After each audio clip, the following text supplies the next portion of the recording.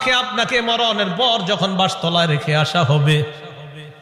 আসার পর তুয়াল্লিয়া আমাকে আপনাকে যখন পিছনে রাইখা জাহাবা আসহাবুহু সাথীরা যখন চলে আসবে, একবার কল্পনা আলেন রাতের বেলা বিছানায় যখন বালিশে যখন মাথাটা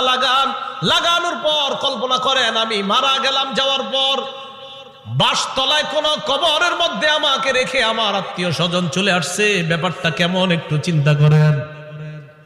আল্লাহ নবী কয় কোন ব্যক্তিকে কবরের মধ্যে রাখার পর তুয়াল্লিয়া কবরটা পিছনে রেখা যাবা আসহাবুহু যখন তার সাথীরা চলে আসে, বাবা চলে আসে, ভাই চলে আসে, সন্তানরা চলে আসে, আত্মীয় স্বজন সবাই চলে আসে, আল্লাহ নবী বলেন বেশি দূর যায় না, হাত্তা ইন্নাহু লা ইয়াসমাউ কুরআনি আলিহিম, আমরা যে হাইটা হাইটা আসি আমাদের হাঁটার পায়ের জুতার আওয়াজগুলা ওই কবরবাসী শুনতে